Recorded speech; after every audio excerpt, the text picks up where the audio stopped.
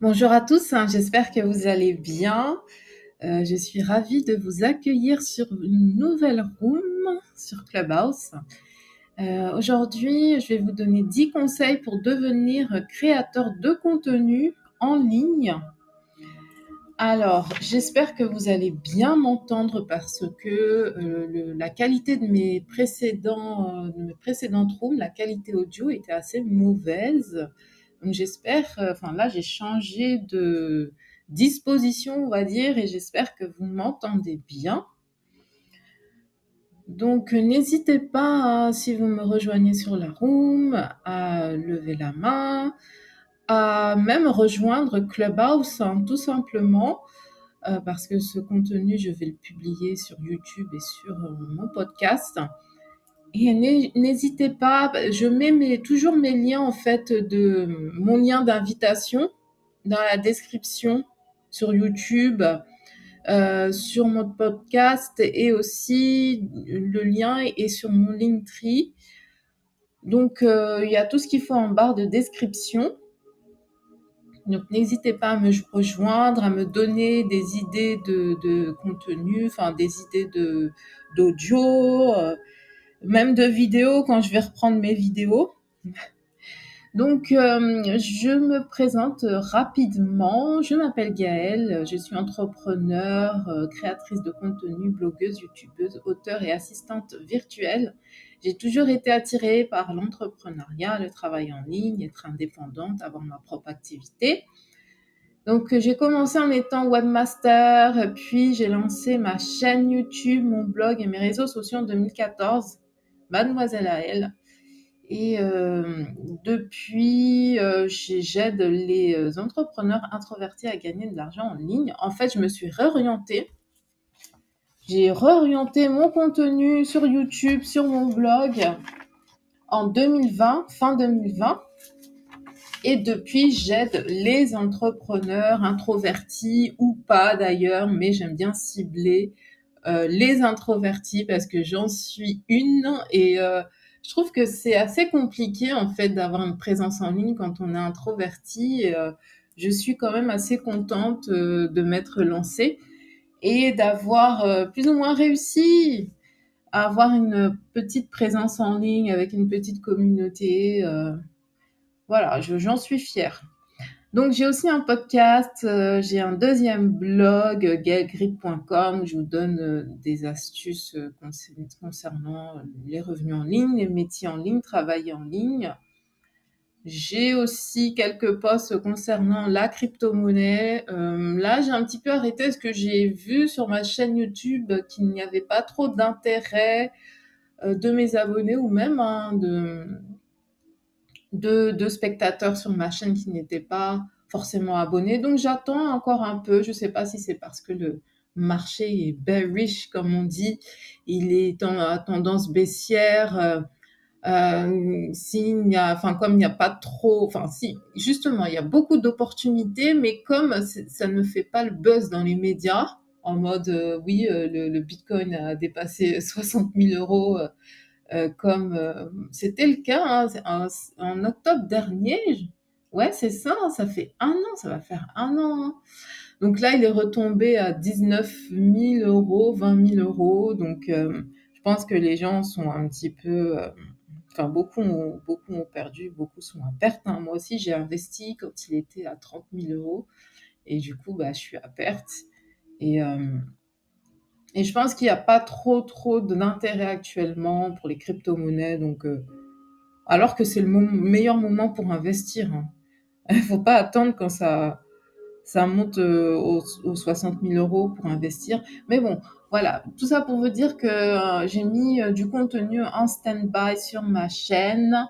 Donc j'ai aussi plusieurs boutiques en ligne, j'ai écrit des livres sur différents métiers en ligne, l'assistanat virtuel, le freelancing et la transcription à domicile. Vraiment, vous trouverez tous les liens, tous les produits, tous mes infoproduits, toutes mes formations dans mon Linktree. N'hésitez pas à cliquer sur ce lien. Et donc, dans ce club, on parlera de marketing, de business, de réseaux sociaux, d'argent, d'investissement. Donc, je n'ai pas défini le planning, pour les rooms sur Clubhouse, hein. Je verrai, hein. Le samedi, je ne ferai pas de room, c'est sûr. Le dimanche, je vais voir, mais je vais essayer d'en faire au moins une par semaine, même si, voilà, je reste pas 1 heure dessus, mais au moins une room, qu'est-ce que je raconte? Une room par jour, pas une par semaine, une room par jour, même si ça dure entre 30 et 60 minutes. En fait, ça va dépendre, hein, de si vous me rejoignez, si vous voulez qu'on discute, qu'on ait une conversation sur Clubhouse. Donc, je laisserai toujours les replays, comme ça vous pourrez les écouter quand vous aurez le temps. Et je posterai aussi ces contenus, ces audios sur ma chaîne et mon podcast, et peut-être même faire quelques reels. Ça, je n'ai pas encore fait. Donc voilà, j'ai décidé enfin de me lancer sur Clubhouse, et alors que j'y suis depuis 1 an. Et j'ai vraiment voulu prendre mon temps et voir ce que je pouvais faire. Et en même temps, c'était l'occasion parce que j'ai mis tout ce qui est réseaux sociaux, vidéos sur YouTube en pause actuellement. Donc je me suis dit, bon, bah, pour ne pas non plus qu'il n'y ait aucun contenu, je vais essayer d'en créer. Et l'audio, franchement, c'est un contenu assez facile à créer. Donc, nous passons à présent au vif du sujet. Comment devenir créateur de contenu? Je vous donne 10 conseils. Donc, premier conseil, choisir sa thématique. Vraiment, c'est indispensable. Si vous voulez en faire un business, ne faites rien au hasard. Même si vous n'êtes pas sûr de votre thématique, même si vous avez 3, 4, 5 thématiques à tester, eh bien, testez-les. Généralement, les thématiques et les business en ligne, il faut les tester. Enfin, c'est ce qu'on dit après, hein. Je pense que c'est une moyenne. Pendant 90 jours. Pendant 90 jours, si vous êtes à fond dans votre thématique et que vous, tout simplement, vous créez du contenu, eh bien, vous allez voir si si cette catégorie, si ce que vous abordez comme sujet intéresse peut-être le public, ou peut-être vos abonnés. Vous savez, si vous avez quelques personnes qui vous suivent sur les réseaux sociaux. Après, sur YouTube, généralement, si vous voulez créer du contenu sur YouTube, moi, je parle plus de 6 mois, en fait. 6 mois, ou alors minimum 30 vidéos. Et n'hésitez pas à regarder, aller voir en replay sur le club. J'ai du coup mon premier audio lundi. Je vous donnais 10 conseils pour vous lancer sur YouTube, parce que moi, YouTube, c'est là où j'ai ma plus forte communauté. Et j'ai acheté une formation, j'ai suivi une formation en anglais pour développer ma communauté sur YouTube, et ça a fonctionné, puisque depuis que j'ai pris cette formation et que j'ai réorienté mon contenu, eh bien, j'ai gagné 10 000 abonnés en 1 an et demi. Alors que depuis 2014, entre 2014 et 2021, en 7 ans, je n'ai eu que 4 000 abonnés. Donc, ça valait le coup, cette formation valait le coup. Après, j'ai pas non plus une chaîne de fou avec des abonnés par milliers, mais franchement, ça me convient tout à fait. Et je vous dis, hein, 10 000 abonnés en 1 an et demi, quand vous stagnez à 4 000 abonnés pendant 7 ans, je vous dis, ça vous fait un grand changement, hein. Bref. Donc, alors moi, par exemple, pour vous donner quelques indications, moi, ma thématique, c'est les revenus en ligne, en fait, le business en ligne, revenus en ligne, travailler en ligne pour gagner de l'argent en ligne. Et j'ai choisi cette thématique, en fait, j'ai réorienté cette thématique parce qu'avant, j'étais plus dans la thématique beauté, mode, et vraiment, c'était large, hein. Je n'avais pas du tout défini exactement ce que je voulais faire dans la beauté, dans la mode. Donc, pour moi, c'était, je suis dans la beauté, dans la mode, point final. Mais là, vous voyez, la thématique, elle est plus précise et, vous vous rendez compte qu'il faut quand même préciser et être assez, comment dire, il faut savoir ce que l'on veut faire. Même si vous avez 10 thématiques, vous voulez parler de tout un tas de choses, même si vous voulez tester toutes les thématiques, soyez précis, ne faites pas comme moi. Oui, je veux juste être dans la beauté et dans la mode, ça c'est... En fait, le marché est tellement saturé, enfin, il y a tellement de créateurs de contenu maintenant. Donc, si vous n'êtes pas un minimum précis et pertinent dans votre contenu, vous n'allez pas pouvoir vous démarquer.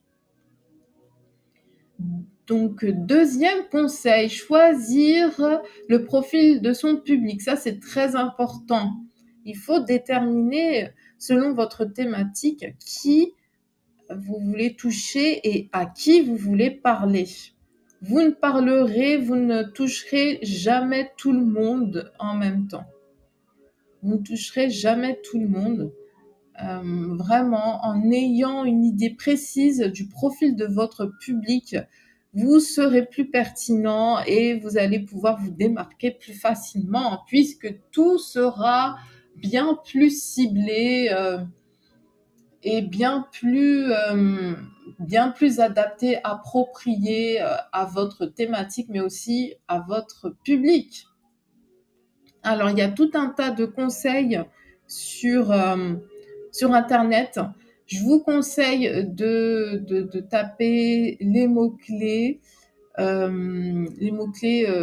Créer son profil client, créer son profil, créer son avatar client, choisir son client idéal. Et là, vous allez du coup avoir une méthode ou plusieurs méthodes même différentes qui vont vous expliquer comment définir vraiment le profil de votre public. Donc, si je prends mon exemple, moi, dans ma thématique des revenus en ligne, business en ligne, moi, en fait, je cible des personnes qui veulent devenir freelance, qui veulent devenir entrepreneurs, qui veulent lancer un business en ligne, quel qu'il soit, même sans devenir forcément entrepreneur, qui veulent être créateurs de contenu et avoir un business et monter un business en étant créateur de contenu. Donc des débutants ou des personnes qui ont déjà essayé et qui veulent être aiguillées sur leur parcours. Des femmes en majorité parce que je touche essentiellement des femmes. Après, je vois je vois aussi des hommes dans mon public, dans mes abonnés, etc. Mais j'ai l'impression que je touche quand même plus de femmes. Donc j'ai défini une tranche d'âge entre 30 et 60 ans. 30 ans parce que généralement, parfois on se rend compte que tout ce qui est activité salariée, être employé et tout ça, parfois on a une espèce on se rend compte que c'est pas fait pour nous. Donc on veut peut-être se reconvertir en ligne. Et donc voilà, j'ai ciblé cette tranche d'âge-là parce qu'il y a une certaine maturité aussi, parce que c'est du travail. C'est énormément de travail, travailler en ligne, la création créer son business en ligne, c'est beaucoup de travail. Et moi, je ne le savais pas forcément au début, j'ai appris sur le tas. Mais même pour avoir même un abonné, c'est énormément de travail. Pour vendre un produit, même à un client, c'est énormément de travail. Et moi, je veux des personnes qui soient qui aient la tête sur les épaules et pour pouvoir leur faire comprendre ça.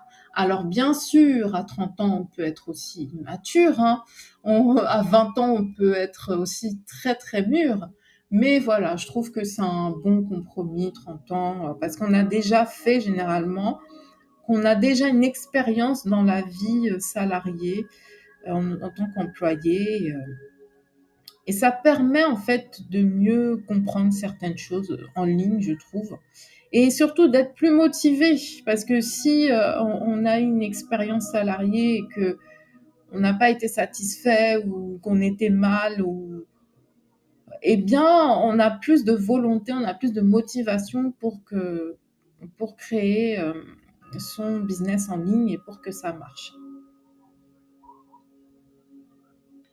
Je sais pas. Après, ils vont vous donner tout un tas de données démographiques, par exemple, niveau d'études. Moi, j'ai mis bac+2, mais vraiment, c'est quelque chose de. C'est juste vraiment pour avoir l'image de quelqu'un euh, sur l'image de quelqu'un en tête. Voilà.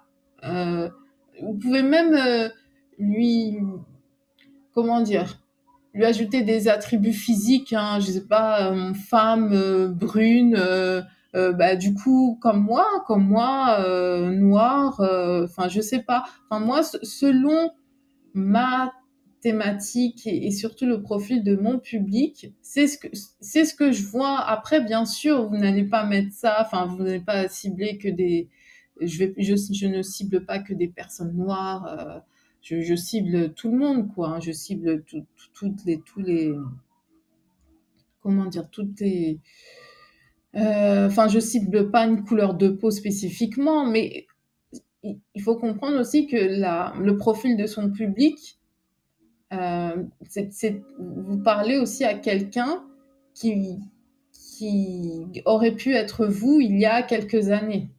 Donc c'est juste pour avoir une sorte d'image en tête, mais vraiment essayez avec les critères là que vous allez récupérer, enfin les méthodes que vous allez lire sur Internet, essayez de définir le profil de votre public, le profil démographique, type niveau d'études, niveau de vie, loisirs, vie de famille, vie amicale, enfin relation amicale. Parfois, ça peut servir, hein, franchement. Et en fait, il faut faire comme les marques, comme les grandes marques. Les grandes marques, même si peut-être ils ont plusieurs avatars clients, mais ils en ont au moins un. Donc, trouvez votre message. Troisième conseil, trouvez votre message. Il faut que vous trouviez votre proposition. Qu'est-ce que vous... bien sûr, vous avez déterminé votre thématique, mais qu'est-ce que vous allez pouvoir donner, offrir à votre public pour pour lui partager, je sais pas, des choses intéressantes, pour lui donner de la valeur, pour donner de la valeur à votre contenu et surtout ne pas miser, parce qu'en fait, quand on trouve son message, on a moins tendance à, comment dire, je perds mes mots. On a moins tendance à faire n'importe quoi, à proposer n'importe quel contenu. Enfin, moi, je sais que j'aide les entrepreneurs introvertis à gagner de l'argent. Bien sûr, dans ma mission, parce que votre message aussi, c'est votre mission. Dans ma mission, je précise introverti parce que je suis introvertie et je sais de quoi je parle euh, par rapport aux introvertis, mais ceux qui ne sont pas introvertis, enfin les extravertis, les ambivertis, les personnes qui ne sont ni introvertis, ni extravertis, ni ambivertis, sont les bienvenus aussi. Voilà, tout le monde, si mon message vous touche et que vous voulez gagner de l'argent en ligne et que vous voulez créer votre business en ligne et que vous voulez créer votre métier en ligne, eh bien, vous pouvez faire appel à moi. Mais mon message pour pour me démarquer et surtout pour que les personnes qui viennent à moi puissent m'identifier assez facilement, mon message, ma mission, c'est j'aide les entrepreneurs introvertis à gagner de l'argent. Donc vous, qu'est-ce que vous allez proposer à votre public? Quel est votre message? Comment est-ce que vous allez les aider? Ce sont les principales questions à vous poser. Comment vous allez les aider sur leur chemin, sur leur parcours? Qu'est-ce que vous allez proposer comme service, comme contenu, comme formation? Pourquoi pourquoi moi je peux dire que c'est parce que je suis introvertie et que j'avais des difficultés à me lancer en ligne et puis à construire une présence en ligne et j'ai réussi, donc je me dis que tout le monde peut réussir, quoi. Après, je suis toujours en train de le faire. Enfin, je veux dire, je vais toujours continuer à le faire et je vais toujours essayer de m'améliorer. Mais j'ai franchi certaines étapes et je sais par quelles étapes, si vous êtes entrepreneur et en plus si vous êtes introverti, je sais par quelles étapes vous allez passer, les doutes, les incertitudes, savoir si vous voulez vraiment faire ça ou si vous êtes destiné à ça, ou est-ce que vous voulez vous montrer votre visage, comment oser, comment avoir l'audace ou en tout cas oser montrer votre visage, etc. Donc, moi, dans mon message, en quelques mots, je précise en fait tout ça. Je précise parce qu'il y a des mots-clés. Il y a entrepreneur, introverti, gagner de l'argent. Donc, je peux apporter du contenu à haute valeur ajoutée pour tout le monde qui se sente, pour tout le monde qui se sent concerné par ce message-là et par cette mission. Et bien sûr, hein, même les entrepreneurs à gagner de l'argent, tout simplement, sans qu'ils soient introvertis. Donc, 4e conseil, soyez réguliers. Alors, j'en parle, mais en fait, je ne suis pas un modèle pour ce conseil-là, je ne suis pas du tout un modèle. C'est extrêmement difficile pour moi d'être régulière sur les réseaux sociaux parce que aussi, je fais plusieurs choses en même temps. Je gère un peu tout. J'ai personne vraiment pour m'aider. Je cherche, hein, comme dans mes précédentes rooms, j'avais dit que je cherchais des assistants virtuels, au moins une ou un assistant virtuel. Mais comme je gère plusieurs plateformes en ligne, comme je vous ai dit, j'ai 2 blogs, j'ai plusieurs boutiques en ligne, j'ai même plusieurs chaînes. Donc, être régulière sur vraiment voilà, une plateforme, c'est compliqué. Après, si je vous le donne comme conseil, c'est parce que les fois où je l'ai été, ça a porté ses fruits. Sur YouTube, parce que c'est toujours là où j'ai tendance à me concentrer le plus, sur YouTube et sur mes blogs. Je vois les résultats pendant X mois, si je fais 2 vidéos par semaine, je vois tout de suite les résultats au niveau des statistiques. Si je commence à écrire plusieurs posts par semaine sur mon blog, sur mes blogs, plusieurs articles, pardon, je le vois. Donc vous, si vous débutez et si vous n'avez pas tout ce que j'ai à gérer actuellement, vraiment, faites l'effort d'être régulier. Et régulier, généralement, on compte par tranche de 90 jours, donc 3 mois. Moi, je vous conseille vraiment d'être régulier pendant au moins 6 mois, quelle que soit la plateforme, surtout si vous n'avez qu'une plateforme à gérer. c'est tout bénef pour vous. Donc, soyez régulier dans votre contenu, dans vos, comment dire, dans l'interaction avec vos abonnés. Soyez régulier, c'est-à-dire si vous voulez, si par exemple vous prenez une plateforme, parce que je vais du coup vous parler de l'importance de, un peu plus tard, dans quelques conseils, ce sera le 7e conseil. L'importance d'établir son autorité sur une plateforme à la fois. Si par exemple vous décidez de construire votre autorité sur YouTube, eh bien, essayez de faire 2 vidéos par semaine.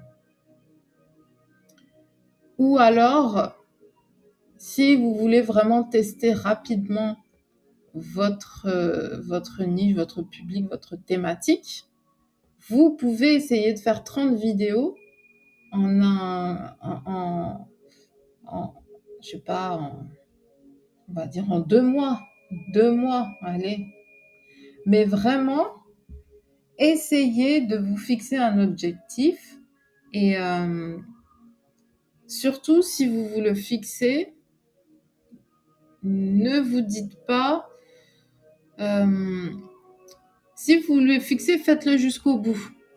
Même si vous avez un abonné, même si vous avez 1 vue par vidéo, même si vous avez 0 vue par vidéo, parce que ça va vous arriver, vous allez mettre tout ce que vous avez dans le cœur, dans la tête, et au final, votre vidéo, il n'y a personne qui va la regarder.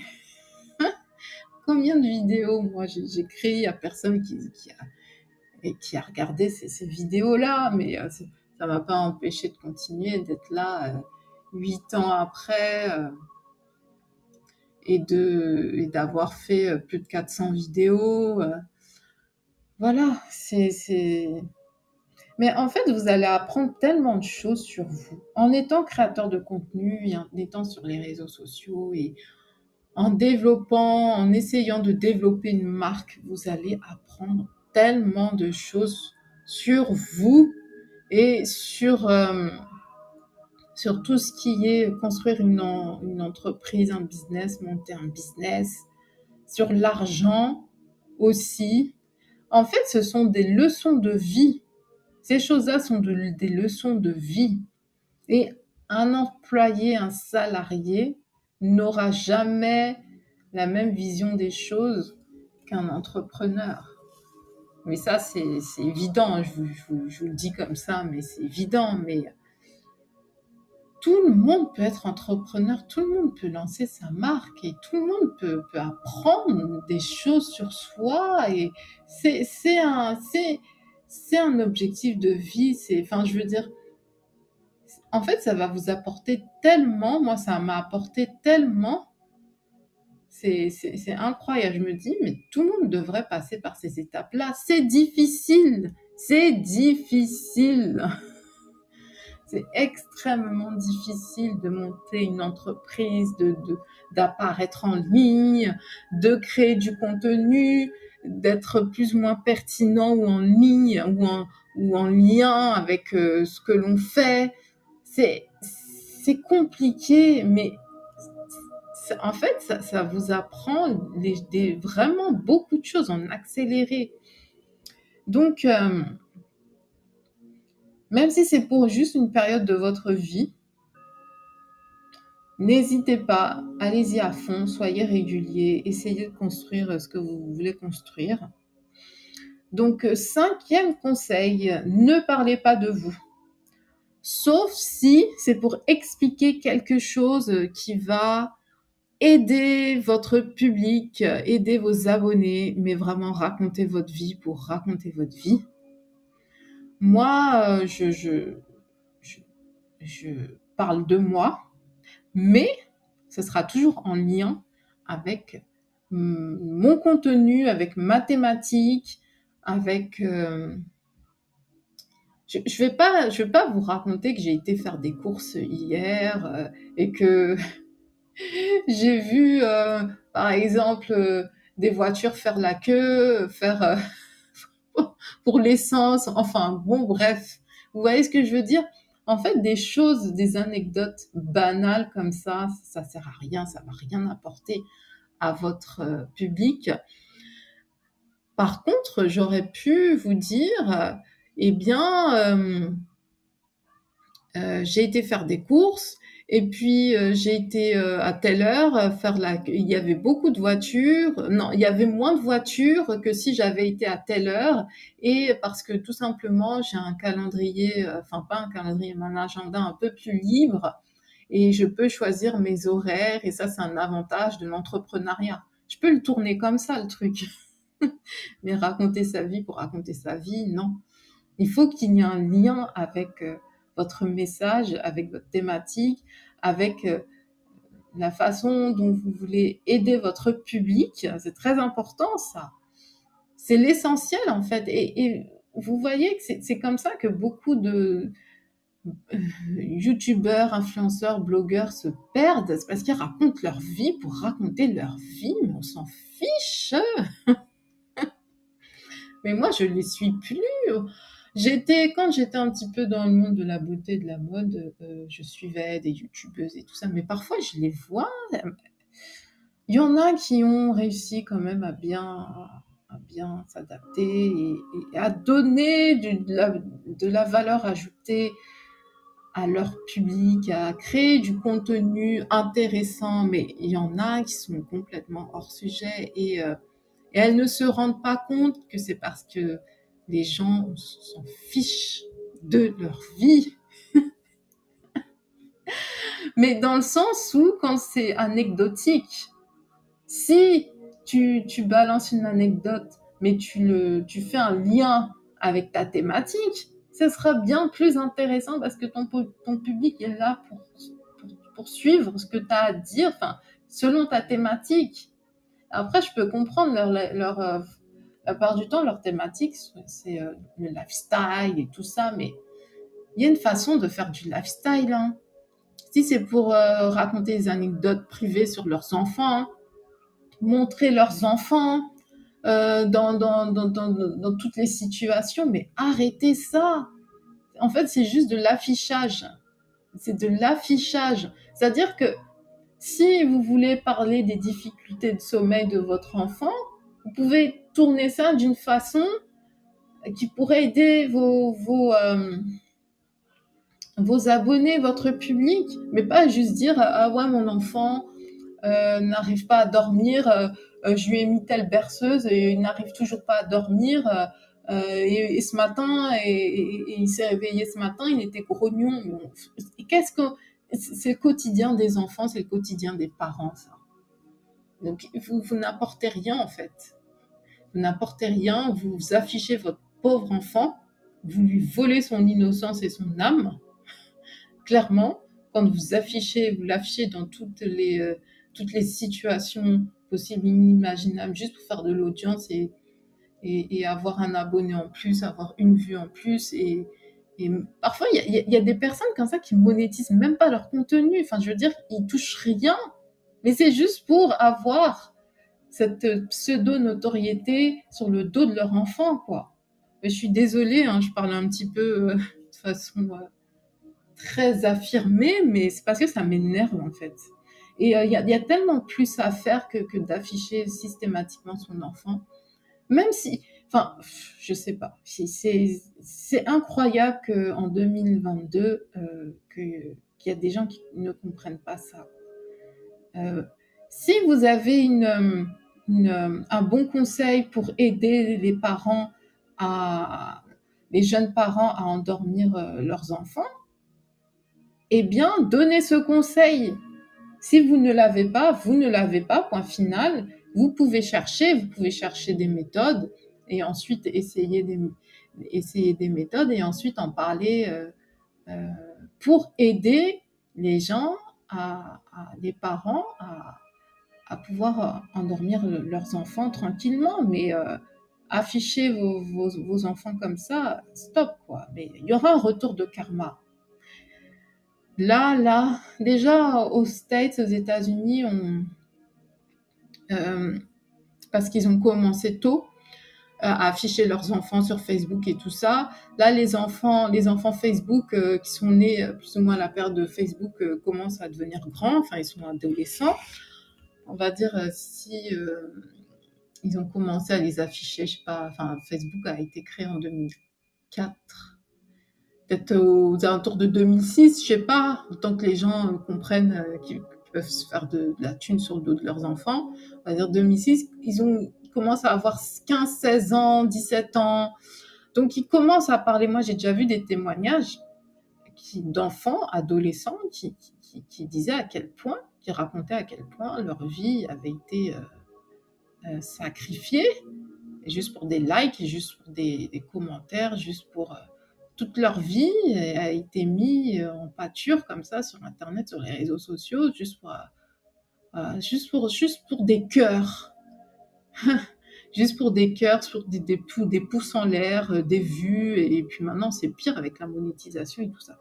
Bon, voilà, c'était mon 5e conseil, ne parlez pas de vous, ne parlez pas de votre vie, sauf si c'est pour aider votre public. N'affichez pas vos enfants, votre famille, vos parents, etc.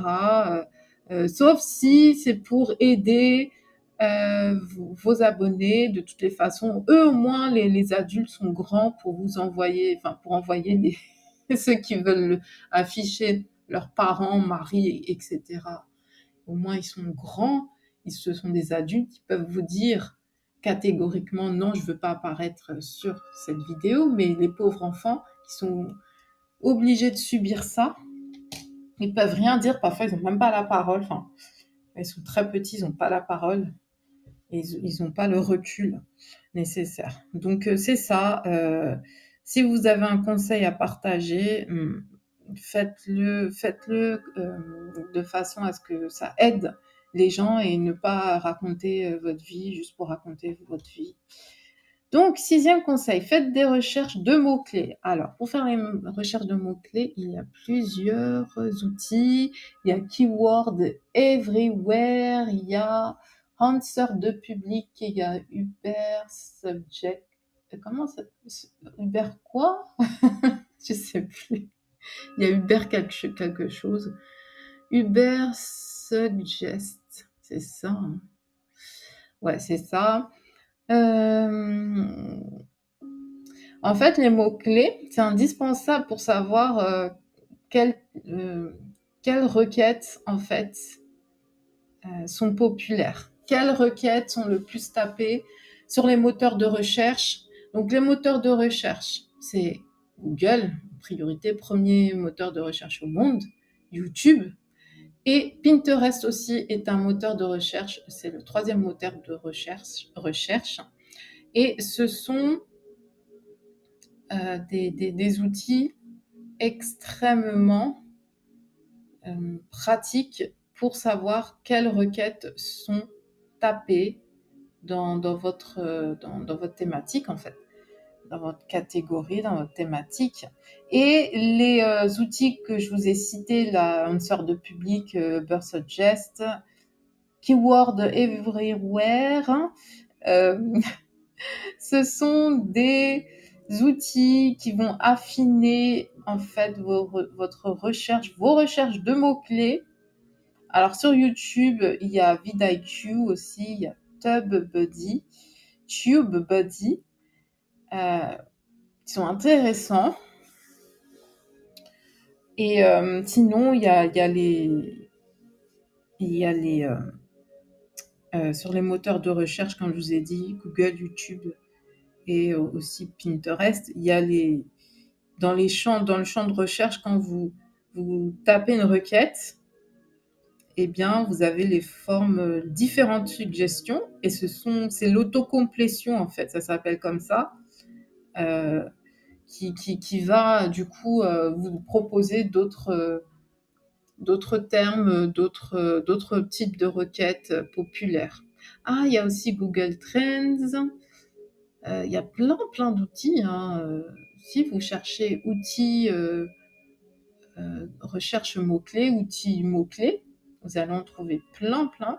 Il y en a aussi pour Instagram. les réseaux sociaux, enfin, avec les tags, etc. Après, moi, en tant que créateur de contenu, ce que je vous conseille vraiment, c'est créer du contenu soit sur un blog, soit sur YouTube, soit en podcast. Parce que vous allez en fait construire, si vous êtes sûr de votre thématique, essayez de créer directement du contenu sur votre blog, enfin sur un blog, créer un blog sur YouTube et ou en podcast. Parce que les personnes, quand ils ont besoin d'avoir des informations, les gens recherchent tout simplement sur Google. Et sur Google, bien sûr, les profils les profils, comment dire, les profils de réseaux sociaux remontent, hein. Généralement, quand vous tapez peut-être le nom d'une célébrité, vous voyez peut-être son site web, vous voyez aussi tous les liens de ces réseaux sociaux. Mais c'est plus facile, vous allez pouvoir référencer plus facilement vos contenus sur les blogs en créant des articles sur votre blog, en créant des vidéos sur YouTube et aussi en créant des podcasts. Tout ce qui est réseaux sociaux, c'est plutôt du snacking, dans le sens que le contenu proposé n'est pas, comment on dit, c'est un contenu éphémère et ce n'est pas un contenu consistant. Tandis que sur les réseaux sociaux, c'est un contenu consistant. Tandis que sur les blogs YouTube, sur les podcasts, c'est un contenu consistant. Vous allez créer un contenu consistant qui va réapparaître même 10 ans. Si une personne recherche des informations sur un thème particulier qui est dans votre thématique, et si vous avez fait un article de blog, vous avez écrit un article de blog, même si cet article a 10 ans, eh bien, il va pouvoir réapparaître dans les résultats de recherche. Alors, ça va dépendre de la niche, ça va dépendre comment vous ciblez votre contenu, etc. Mais moi, dès que j'ai un projet en tête, je lance un blog et puis c'est tout. Après, je vois comment lancer autour au moins une chaîne, même si ce sont que des chaînes de shorts. Mais j'ai un projet en tête, je lance un blog, c'est tout. Pour moi, c'est tellement plus facile et puis vous allez pouvoir vous allez pouvoir monétiser votre contenu plus facilement. Pour moi, vraiment, le contenu réseaux sociaux, là, sur les réseaux sociaux, c'est du snacking. C'est quelque chose que l'on consomme, dans la journée. Quand on a faim, entre guillemets, la faim, c'est quand on s'ennuie. On regarde les réseaux sociaux et puis dans la seconde d'après, voilà, on a oublié, en fait. Et le contenu disparaît aussi automatiquement, hein. 10-15 jours après, le contenu que vous avez créé n'existe presque plus, hein, sur les réseaux sociaux. Sauf si un abonné aime particulièrement votre profil et s'amuse un petit peu à scroller tous les contenus que vous avez faits. Mais c'est une façon différente, ça fonctionne différemment sur les réseaux, enfin sur les moteurs de recherche. Ça fonctionne différemment et c'est bien plus intéressant, je trouve, à long terme. 7e conseil, établissez votre autorité sur une plateforme à la fois.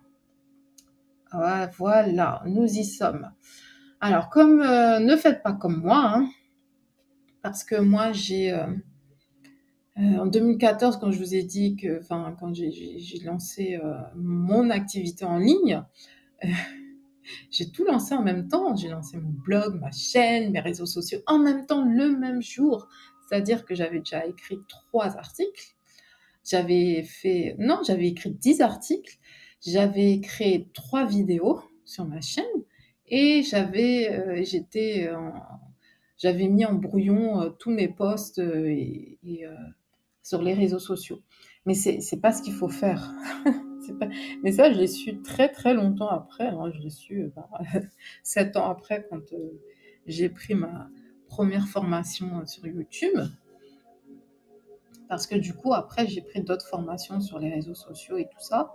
J'ai vraiment du mal à mettre en place un contenu pertinent, intéressant sur les réseaux sociaux. Autant en blog, en vidéo, ça va, mais les réseaux sociaux, j'ai du mal parce que j'ai l'impression qu'il faut en faire tellement et je préfère faire des choses plus consistantes et peut-être en faire moins. Mais il y a cette notion sur les réseaux sociaux de qualité, ça c'est sûr, parce que partout, sur toutes les plateformes, il faut de la qualité. Mais il y a aussi cette notion de quantité sur les réseaux sociaux. Et à un moment, on ne peut pas faire les deux, surtout quand on est seul et qu'on a d'autres choses à gérer. On ne peut pas faire les deux. On ne peut pas tous les jours créer des posts recherchés, des posts... ou alors, il faut s'y prendre longtemps à l'avance et tout automatiser, tout programmer, etc. Et j'ai essayé ça, j'ai essayé aussi. Donc, il faut que vous établissiez votre autorité sur une plateforme à la fois. C'est-à-dire que si vous voulez choisir, on va dire Instagram, juste pour tester votre niche peut-être, tester votre thématique, vos thématiques, eh bien, vous allez vous concentrer sur Instagram pendant 90 jours au moins et poster du contenu régulièrement. Alors, régulièrement sur Instagram et sur les réseaux sociaux de façon générale, c'est tous les jours. Surtout si vous n'avez qu'une plateforme, quoi. Si vous n'avez qu'une plateforme à gérer, poster du contenu tous les jours. Après, c'est pas toujours faisable. Sur YouTube, sur les blogs, sur les podcasts, parce que il y a plus de choses à mettre en forme, en œuvre. Il y a du SEO, une partie SEO à faire. De toute façon, rédiger, c'est un petit peu plus compliqué. C'est pas plus compliqué, mais c'est plus long. Donc, si vous avez décidé, par exemple, sur Instagram, de vous lancer, faites du contenu tous les jours, publiez du contenu tous les jours, quitte à programmer, passer par Facebook Creator Content, là. Si vous faites... je vous conseille aussi, si vous voulez vous lancer sur Instagram, pour tester une niche ou même lancer votre business, ne faites que des Reels. Tout ce qui est contenu, post, image, même les stories, ça a moins d'impact maintenant. Maintenant, Instagram, c'est Reels, Reels, Reels, c'est tout. Et tout le monde, enfin beaucoup se plaignent que le contenu ne soit axé que sur les Reels. Mais pour avoir un maximum de visibilité, misez sur les Reels. Parce que Instagram copie TikTok et YouTube avec les shorts copie Instagram et TikTok. Donc, YouTube copie TikTok aussi. Voilà. Et donc, vraiment miser sur les fonctionnalités qui sont le plus mises en avant actuellement. Tout ce qui, en fait, tous les réseaux sociaux, hein, même Facebook, hein, et Facebook met en avant les Reels. Sur Pinterest, il y a une sorte de fonctionnalité, enfin un nouveau type de contenu plutôt. Ce sont les pin stories, quelque chose comme ça. J'ai jamais fait ça, mais sinon ils essaient de s'orienter aussi vers un contenu plus vidéo. Si vraiment vous voulez vous lancer sur les réseaux sociaux, privilégier les formats courts de type Reels, TikTok, etc. Même Stories, hein, Stories aussi, vous pouvez... j'ai dit que ça avait moins d'impact, mais c'est toujours aussi pertinent. Les Stories sont toujours aussi appréciées. Sinon, tous les jours, du coup, essayez de faire des Reels tous les jours, hein, ou tous les 2 jours, mais franchement, si vous avez qu'une plateforme à gérer, essayez vraiment de... Quitte pendant 1 mois, en fait, à enregistrer tout votre contenu et à publier au fur et à mesure. Et du coup, le mois où vous publiez, c'est le mois où aussi vous enregistrez. Donc, peut-être batcher le contenu, faire du contenu par lot, c'est-à-dire en 2 heures, vous pouvez facilement faire 30 reels et que vous allez après monter tout au long du mois et du coup programmer d'autres reels aussi. En fait, c'est une organisation, hein. Après, tout ce qui est contenu sur YouTube, podcast, blog, au moins 2 articles, 2 vidéos, 2 podcasts par semaine, au moins. Si vous voulez vous lancer ou même tester votre niche. Donc, 8e conseil. Construisez votre liste d'emails dès que votre... Alors, qu'est-ce que j'ai mis? Dès que vous êtes sûr de votre thématique. C'est ça. En fait, dès que vous savez de quoi vous allez parler, quel est votre public, quel est votre message, vous pouvez commencer à construire votre liste d'emails en offrant tout simplement un contenu gratuit de type e-book ou alors une vidéo, des templates aussi. Franchement, ça dépend de votre thématique, hein. Par exemple, si vous êtes dans la thématique mode, vous pouvez créer un petit e-book pour où trouver les bons plans, les meilleurs plans pour s'habiller pas cher en hiver ou en été, enfin selon la saisonnalité, ou alors vous faites les 4 saisons en même temps. Vous pouvez juste proposer un e-book de bons plans et de conseils pour s'habiller pas cher.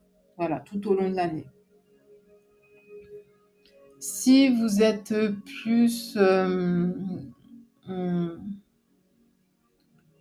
par exemple, votre thématique, c'est la cuisine, vous pouvez créer un e-book ou alors créer une petite vidéo pour montrer comment vous choisissez vos produits, pour faire telle ou telle recette, les produits qui vont apporter le plus de goût à vos recettes. Enfin, je sais pas, il y a plein de choses à faire, franchement, hein. En termes de contenu gratuit, vous allez pouvoir trouver plein de choses à tester, à faire, en échange de l'adresse mail de votre abonné, de votre lecteur, de votre spectateur, etc. Et en fait, vous n'êtes pas obligé forcément d'avoir un blog en dur pour pouvoir lancer une landing page avec un formulaire et du coup pour que le lecteur entre son adresse mail et en échange pour qu'il reçoive cet e-book, hein. Vous pouvez construire simplement une page. Il y a plein d'outils comme ça, là, un type de landing page juste avec un formulaire pour faire l'échange, entre guillemets, adresse mail et contenu gratuit. Et surtout sur les réseaux sociaux, hein. Surtout sur les réseaux sociaux, dès que vous êtes sûr de votre thématique et que vous voulez exclusivement construire votre audience, votre marque, votre influence sur les réseaux sociaux, pensez tout de suite à mettre en place une liste de diffusion parce que le problème avec les réseaux sociaux, c'est que vous pouvez vous faire pirater facilement et perdre tous vos accès et devoir recommencer à zéro votre page. Et le pire, c'est que dès que les pirates voient qu'une page a beaucoup d'attention, beaucoup de likes, beaucoup d'engagement, ils ciblent ces pages-là. Ils ciblent ces pages-là.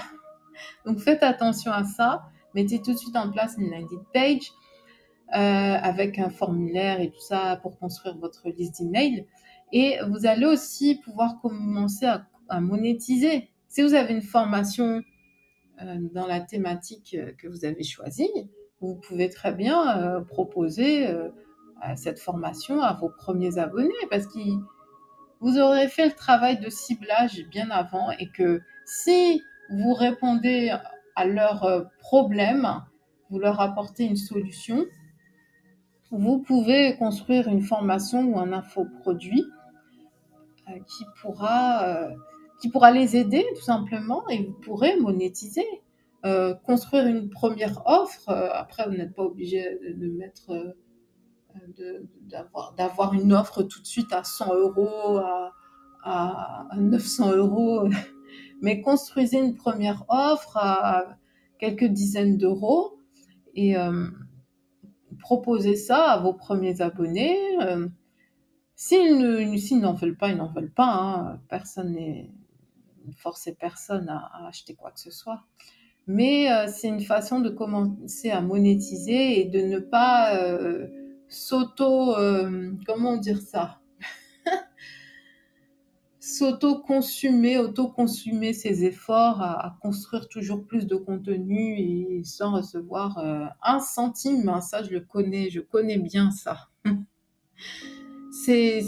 Franchement, c'est difficile. Hein. Quand vous construisez vous mettez tout votre cœur et que finalement, vous vous épuisez à créer du contenu. Et moi, je me dis, la première chose que j'aurais dû faire en lançant mes chaînes, enfin ma chaîne et mon blog et tout ça, c'est de construire un plan pour monétiser dès les 50 premiers abonnés, 100 premiers abonnés, monétiser, proposer une offre, proposer un infoproduit, proposer une vidéo, une petite séquence de vidéos de formation. Parce que vous ne pouvez pas attendre de Google, AdSense, que vous soyez éligible aux critères là, de monétisation sur Instagram, Facebook, TikTok, etc. C'est trop compliqué, c'est trop long. Si votre thématique n'est pas une thématique appropriée au buzz, j'ai envie de dire, eh bien, vous allez attendre trop longtemps et vous allez vous démoraliser, vous démotiver. Donc, construisez votre liste d'emails dès que vous êtes sûr de votre thématique. Donc, 9e conseil, apprendre de son audience. Donc, n'hésitez pas à faire des sondages avec les autocollants, là, les autocollants dans les stories et tout ça. Instagram aime bien qu'on utilise ces fonctionnalités, là, les autocollants, les sondages, les questions, les FAQ, tous ces trucs-là. Sur YouTube aussi, on peut poser des questions. Après, dans les articles de blog, moi, ce que j'avais l'habitude de faire et je le fais moins. Dans mes vidéos aussi, je le fais moins. J'avais l'habitude de poser toujours des questions en commentaire. C'est intéressant hein, quand vous débutez, surtout quand vous débutez, que vous ne savez pas exactement ce que votre audience veut. Ou quelles sont leurs difficultés ou comment vous pouvez les aider. En tout cas, vous avez une idée, mais pas une idée extrêmement précise ou alors vous manquez d'idées. C'est intéressant de toujours poser des questions en commentaire, en sondage, faire des sondages.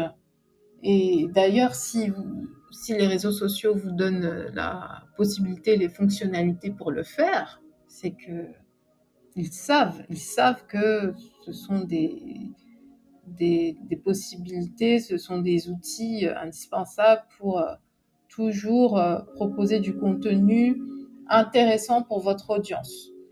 Donc, vous pouvez aussi faire des recherches selon les hashtags, les mots-clés, comme je vous ai dit un peu plus haut, un peu avant, je ne sais plus c'était à quel conseil, au 6e conseil, voilà, hein, sur des plateformes comme Answer de Public. Il y a plein de recherches dans les groupes aussi, hein, les groupes Facebook, les groupes LinkedIn. Facebook, c'est plus approprié parce qu'il y a tellement de groupes sur tellement de thématiques diversifiées. Vraiment, je vous invite à rechercher des groupes que vous pourrez rejoindre sur Facebook et tout. Même si vous n'avez pas envie forcément de poser des questions, mais vous pouvez faire une recherche dans les groupes, à l'intérieur des groupes, sur des mots-clés, ou alors lire tout simplement les commentaires. Quand une personne pose une question, lisez les commentaires. Dans les forums aussi, de façon plus générale.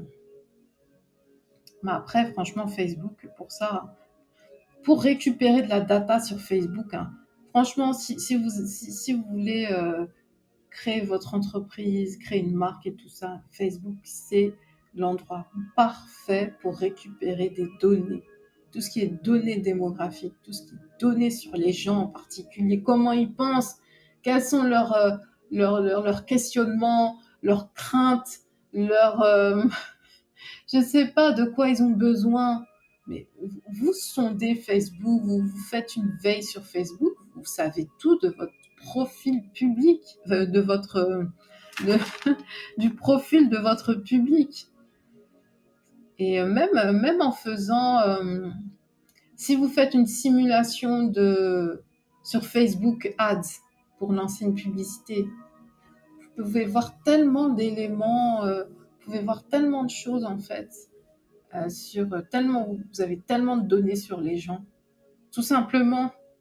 Et c'est ça qui fait que Facebook sera toujours le premier. C'est même plus le contenu, c'est la data. C'est la data. Facebook sera toujours un des premiers réseaux sociaux pour la data.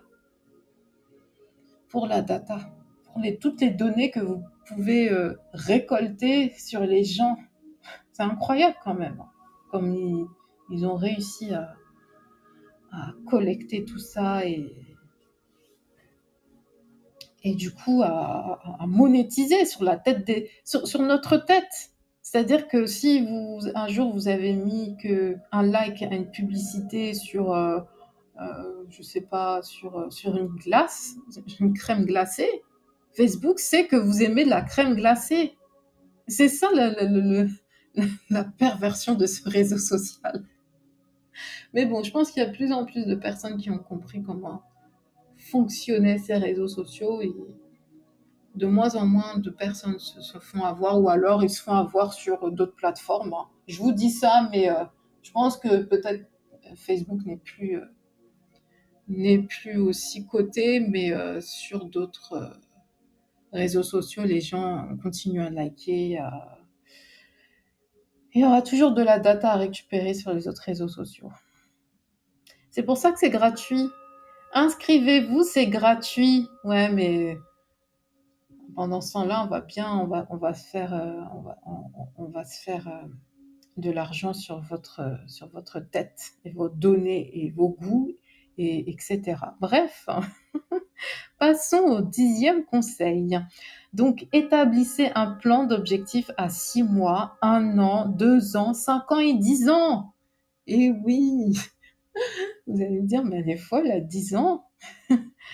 Mais en fait, vous n'êtes pas obligé d'avoir toutes les idées en tête d'un coup. Hein. Vous pouvez très bien juste créer, on va dire, les pages dans votre logiciel de traitement de texte, par exemple, et faire un plan, écrire plan d'objectifs à 6 mois, plan d'objectifs à 1 an, plan d'objectifs à 2 ans, plan d'objectifs à 5 ans et plan d'objectifs à 10 ans. Voilà, vous avez juste créé des pages. Si vous avez une idée d'un coup qui surgit ou une envie particulière, eh bien, vous notez ça, vous notez tout simplement. Vous n'êtes pas obligé de forcément de la concrétiser, ou alors vous pouvez la reporter à plus tard, ou alors faire en sorte que ce soit un objectif à atteindre le plus vite possible.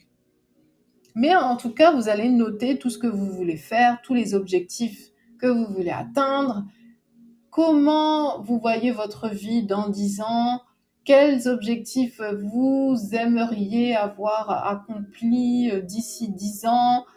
Enfin bon, bref. Vraiment, si vous êtes créateur de contenu, vous voulez lancer votre marque, vous voulez lancer avoir une présence sur les réseaux sociaux et du coup monétiser votre présence, vous monétiser qui vous êtes, eh bien,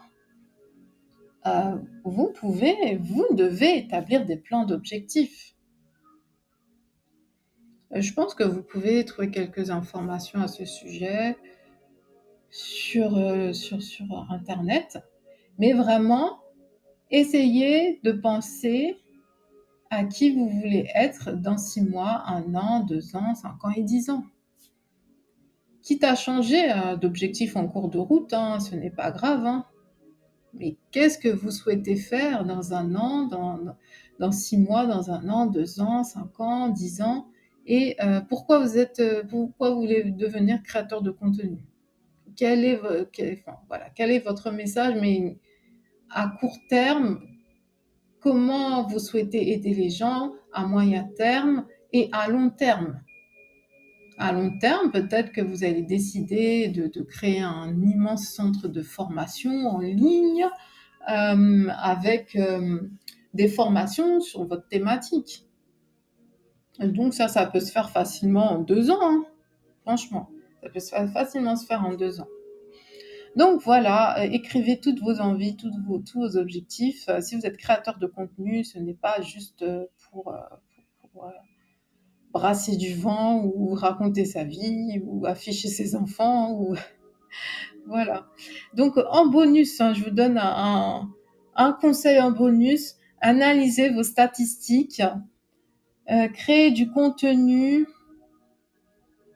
Analysez vos statistiques par rapport à votre contenu.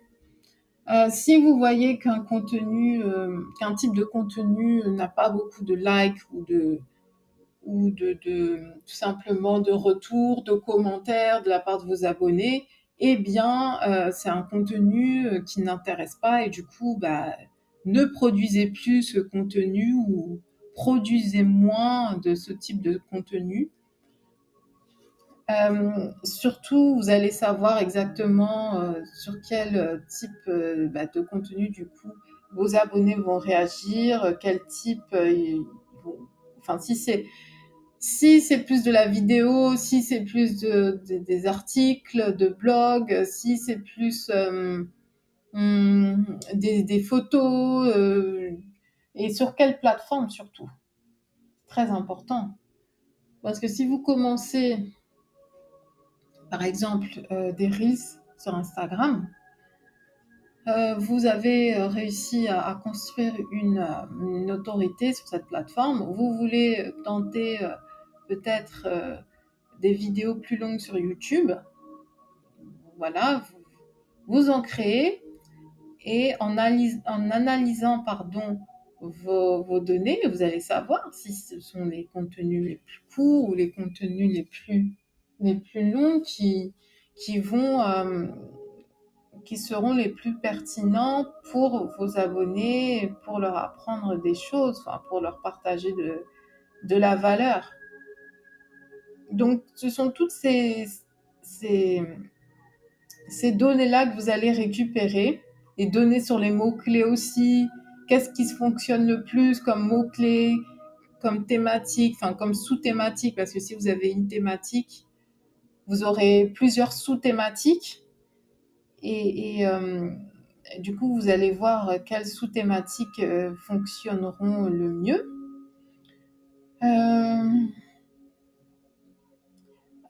Quand est-ce que vos abonnés et même vos spectateurs ou lecteurs, sans qu'ils soient forcément abonnés, consultent votre contenu?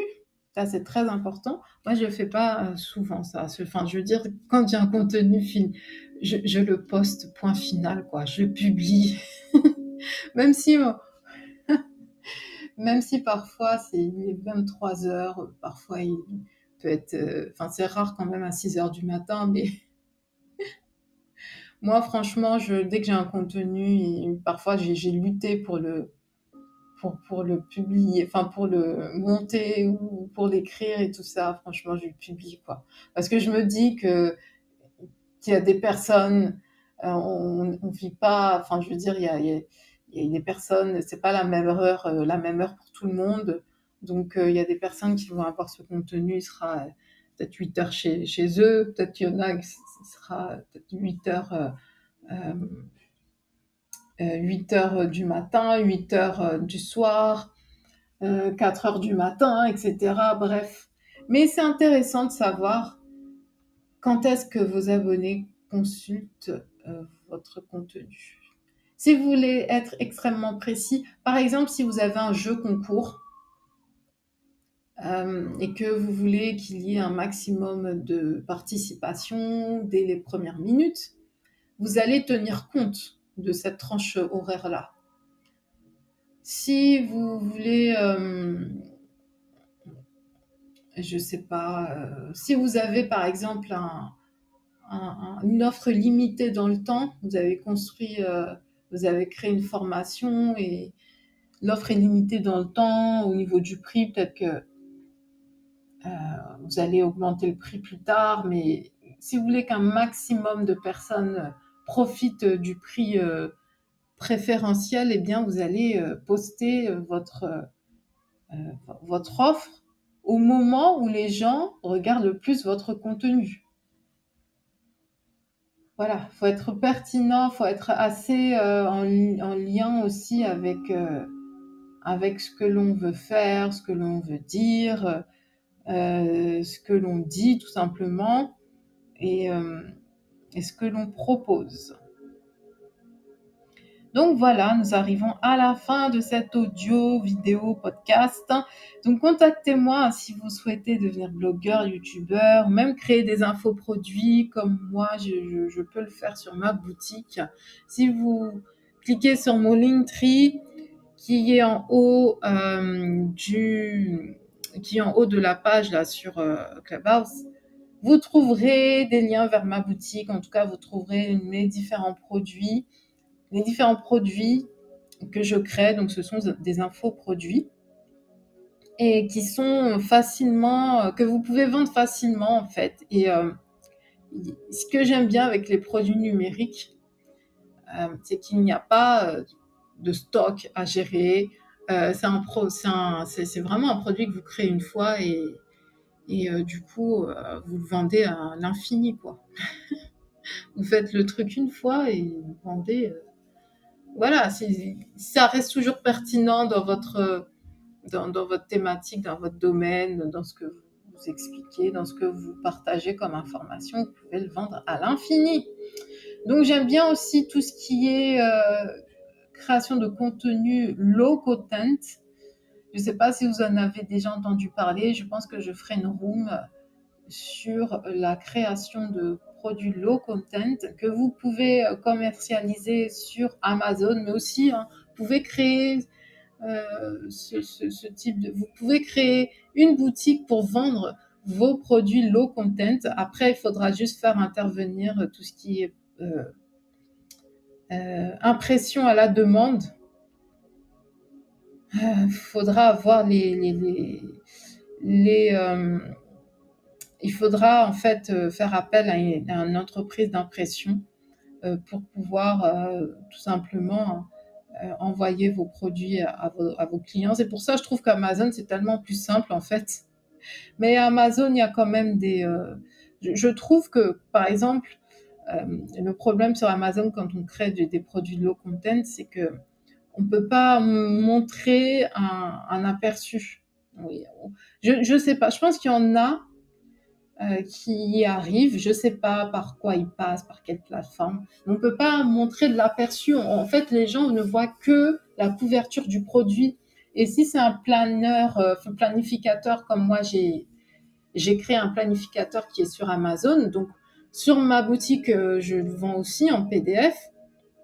Mais on voit, j'ai mis quelques photos d'aperçu, quelques photographies d'aperçu, mais sur Amazon, on voit juste la couverture et les gens, ils se disent, mais moi, je les comprends, hein, moi, je pourrais pas acheter un produit pour lequel je n'ai pas d'aperçu, quoi. Donc voilà, après, c'est faisable. C'est faisable sur Amazon, hein. Il y a plein de personnes qui créent du contenu comme ça, enfin des low content books facilement sur Amazon, mais il faut avoir une stratégie, hein. Il faut avoir une stratégie, faut savoir comment vendre ses produits, etc. Donc voilà, nous arrivons à la fin. Je vous remercie d'avoir écouté cet audio. N'hésitez pas à me rejoindre sur Clubhouse, même à lever la main si vous êtes déjà sur Clubhouse, si vous passez dans mes rooms, à lever la main pour qu'on ait une discussion, pour que vous puissiez, me poser des questions. Et je vous retrouve demain. Je ne sais pas quel thème, je vais aborder quel thème demain. Je ne sais pas. J'avais écrit plusieurs choses, mais alors je regarde vite fait. Je sais pas, je vais voir. je vais voir, parce que j'ai mis plein d'idées, je sais pas, j'essaie de prioriser un petit peu le contenu. Donc, bon après-midi, bonne soirée ou bonne journée, selon le moment où vous écoutez cet audio, et je vous dis à demain, bye bye.